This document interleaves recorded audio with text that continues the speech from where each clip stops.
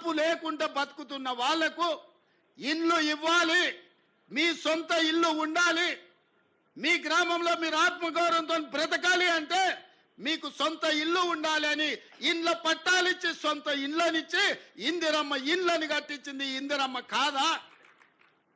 ఇవాళ పేదల కోసం అసైన్మెంట్ సీలింగ్ యాక్ట్ను తీసుకొచ్చి లక్షలాది ఎకరాల భూములను పేదలకు పంచిండ్రు. పోడు భూములను పోడు పట్టాలిచ్చి ఆదివాసీలను గిరిజనులను ఆదుకున్నది. ఇవాళ మా లంబాడే సోదరులు రవీంద్రనాయకుడే ఉన్నాడు. లంబాడాలని ఎస్టీలలో చేర్చింది ఇందిరమ్మ కాదా? ఇవాళ ఎస్టీ రిజర్వేషన్లు డాక్టర్లు, లాయర్లు, ఇంజనీర్లై, ప్రజాప్రతినిధులై, చట్ట సభలలో ఎమ్మెల్యేలు, ఎంపీలు, మంత్రులైన గిరిజన సోదరులారా, లంబాడి మిత్రులారా, ఇవాళ మీ అభ్యున్నతికి కారణం ఇందిరమ్మ కాదా అని నేను అడుగుతున్నా. ఇవాళ ఈ దేశంలో రిజర్వేషన్లు ఇచ్చి రిజర్వేషన్లు తెచ్చింది కాంగ్రెస్ పార్టీ.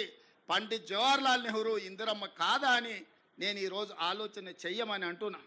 అలాంటి ఇందిరమ్మ ఈ దేశ సమగ్రత కోసం, ఈ దేశ అభ్యున్నతి కోసం, ఈ దేశాన్ని ఉన్నత శిఖరాల వైపు నడిపించడానికి, ఈ దేశంలో వచ్చిన ఉగ్రవాదాన్ని అణచివేస్తే ఇందిరమ్మను పొట్టన పెట్టుకున్నది ఉగ్రవాదులు కాదా?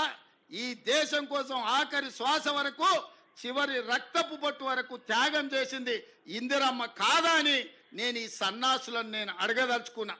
వారి వారసత్వంగా రాజకీయాలకు దూరంగా ఉండి పైలట్గా, ఒక ప్రధానమంత్రి కొడుకుగా కాకుండా ఒక సాంకేతిక నిపుణుడిగా దేశానికే దూరంగా ఉన్న రాజీవ్ గాంధీ ఆనాడు ఇందిరమ్మ మరణం, ఈ దేశానికి నాయకత్వ సమస్య వచ్చినప్పుడు అందరూ, ముఖ్యులందరూ, ఈ దేశ మేధావులందరూ రాజీవ్ గాంధీని దేశానికి రప్పించి ఈ దేశానికి ప్రధానమంత్రిగా బాధ్యతలు తీసుకోమంటే ఆనాడు ఈ దేశ ప్రజల కోసం, 100 కోట్ల జనాభా కోసం ఆనాడు రాజీవ్ గాంధీ ప్రధానమంత్రిగా బాధ్యతలు చేపట్టిన వారు ప్రధానమంత్రిగా బాధ్యతలు చేపట్టినంత వరకు 21 సంవత్సరాలు ఓటు హక్కు ఉండే.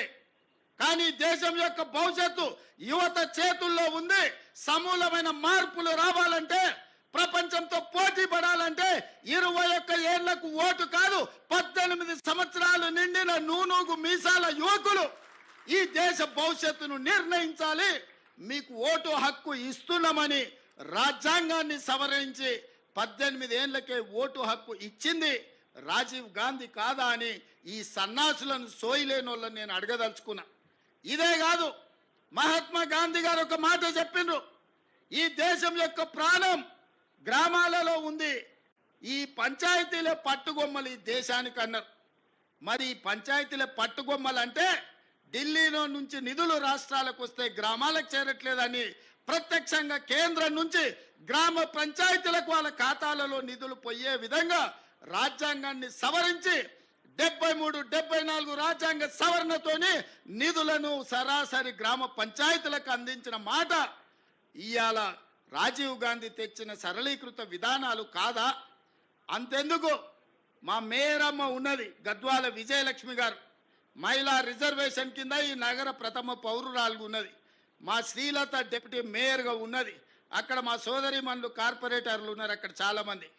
ఎట్లయినరు తల్లి మీరు అందరూ? మహిళా రిజర్వేషన్ లేకపోతే మా వాళ్ళు మీకు ఇచ్చటోళ్ళా?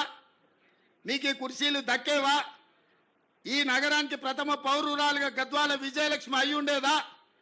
ఆడబిడ్డలకు అధికారం ఉన్నప్పుడే ఇల్లుతో పాటు రాజ్యంలో కూడా మీకు వాటా ఉండాలి అని ఆడబిడ్డలకు మహిళా రిజర్వేషన్ను తీసుకొచ్చిన మహిళా పక్షపాతి రాజీవ్ గాంధీ. స్థానిక సంస్థలలో రాజీవ్ గాంధీ గారు తీసుకొచ్చిన మహిళా రిజర్వేషనే ఇవాళ ఈ ఆడబిడ్డలందరూ కూడా ఈడ కుర్చీలలో కూర్చొని రాజ్యాధికారంలో భాగస్వాములైనరు. ఆడబిడ్డలకు రాజ్యాధికారం ఇచ్చింది రాజీవ్ గాంధీ కాదా అని ఈ సన్నాసులకు నేను గుర్తు చేయదలుచుకున్నా. వాళ్ళకెందుకు గుర్తుంటుంది? 5 ఏళ్ళు ప్రభుత్వంలో ఒక మహిళకు మంత్రి కూడా ఇవ్వలేదు. ఆ సన్నాసులకు మహిళా ఆత్మగౌరవం ఎట్లా తెలుస్తుందని నేను ఈ సందర్భంగా చెప్పదలుచుకున్నా. అలాంటి రాజీవ్ గాంధీ ఈ దేశంలో సాంకేతిక విప్లవం వచ్చినప్పుడే, ఈ దేశానికి కంప్యూటర్ను పరిచయం చేసినప్పుడే ఈ దేశం బాగుపడుతుందని, ఈ దేశాన్ని 21వ శతాబ్దంలోకి నడిపించాలి అంటే కంప్యూటర్ యుగం రావాలని ఇవాళ మనం వాడుతున్న సెల్ ఫోన్లు కానీ కంప్యూటర్లు కానీ ఈ దేశానికి పరిచయం చేసింది రాజీవ్ గాంధీ గారు కాదా అని నేను అడుగుతున్నా. ఈరోజు శామ్ పిట్రోడా బతికే ఉన్నాడు.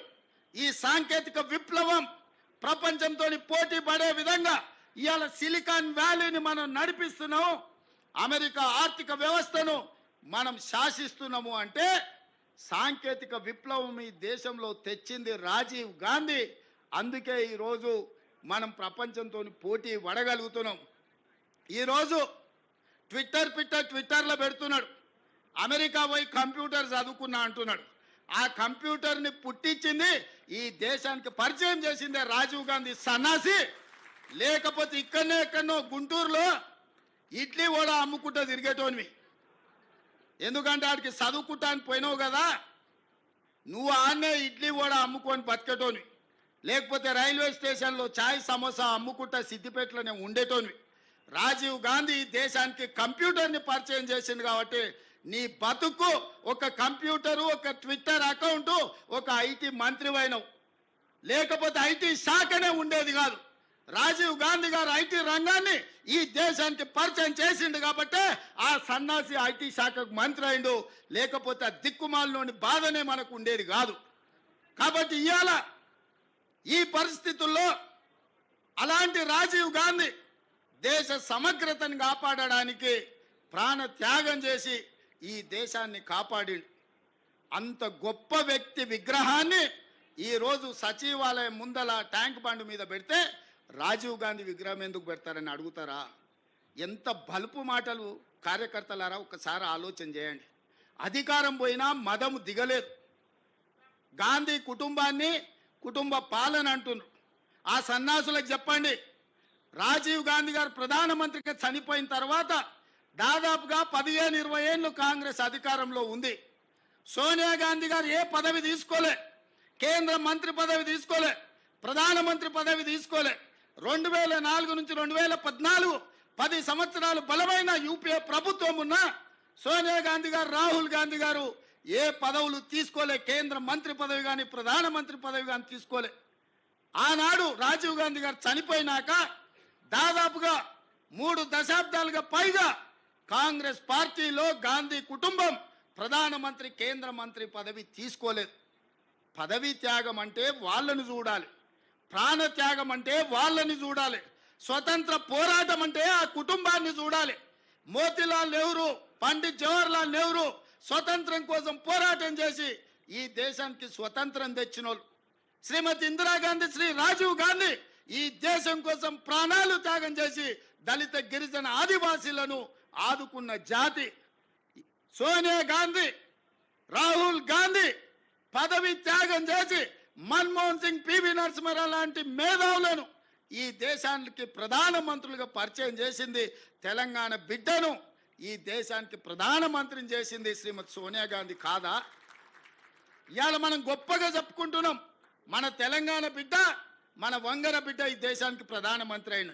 ఎట్లయినా శ్రీమతి సోనియా గాంధీ గారు ఆనాడు పివి నరసింహారావు గారిని ఈ దేశానికి ప్రధానమంత్రిగా చేయలేదా? మన్మోహన్ సింగ్ను ఆర్థిక మంత్రిగా చేయలేదా? ఈ దేశానికి ప్రధానమంత్రిగా చేయలేదా? పదవీ త్యాగం అంటే సోనియా గాంధీ గారిది, రాహుల్ గాంధీ గారిది. మరి ఈ సన్నాసులదేందయ్యా? అయ్యి ఉండంగానే అయ్యో ముఖ్యమంత్రి, కొడుకు ఐటీ మంత్రి, అల్లుడు సాగునీటి పారుదల శాఖ మంత్రి, బిడ్డ ఎంపీ, సడ్డకుని కొడుకు రాజ్యసభ. దుర్మార్గులారా, రాష్ట్రాన్ని దోసుక తిని పదవులని పంచుకొని వందలాది ఎకరాల ఫామ్ హౌసులు కట్టుకొని మీరు గాంధీ కుటుంబం గురించి మాట్లాడతారా? గాడిదకి ఏం తెలుసు గంధం చెక్క వాసన అని పెద్దోళ్ళు ఎప్పుడో చెప్పారు.